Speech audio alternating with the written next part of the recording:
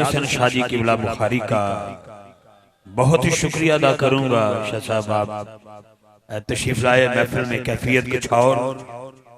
हमारे भाई मजर से कलैन साहब पंचतन पाक की गुलामी, इनका बहुत बड़ा तुरा इम्तियाज।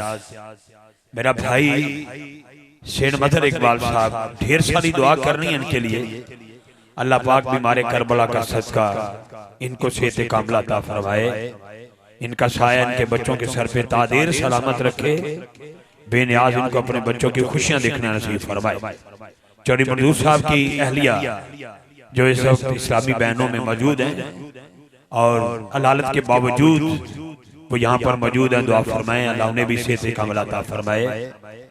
आइए, बड़ी देर से तशरीफ फरमाया हमारे दरमियान जनाब हकीम इमरान आजद साहब जो नाद वो शायर भी हैं। मैं गुजारिश करूंगा कि आप अपनी हाजिरी पेश कर लें, उसके बाद इंशाल्लाह दो चार अशार फकीर पेश करेगा और अपने भाई अहमद अली हाकिम साहब के माइक वाले करेंगे जो ताज़ा तरीन मदीना मुनव्वरा से कल आए और आज उनकी मदीना मुनव्वरा से पहली हाजिरी आई वापसी पर। अगर आप बैठ जाए तो आपका शुक्रिया यार। मुझे पता है बैठना मुश्किल है दरी पे, लेकिन बैठ जाएंगे तो मैं भी सारा गिला होया बैठा, तो टेंशन नहीं लेनी। तो इको जाइए, मेहरबानी फरमाना जरा, बहुत शुक्रिया। तशरीफ रखे आप, तशरीफ रखने का मतलब बह जाओ। मैं मुजफ्फरगढ़ चला गया, मैंने कहा रात तशरीफ रखे, एक ना बैठा, मैं क्या बह वनो, सारे ही बह गए, तुसी बह जाओ, बह वनो जनाब, हजरत जी तशरीफ रखे प्लीज, मेहरबानी फरमाए।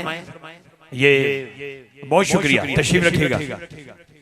यकीन करें मुझे मुबालगा राई और खुशामद करने की आदत नहीं है, मैं इबादत समझ के आता हूँ। चौधरी मंजूर साहब एक ऐसे मुर्तजाई और ज़हराई इंसान हैं।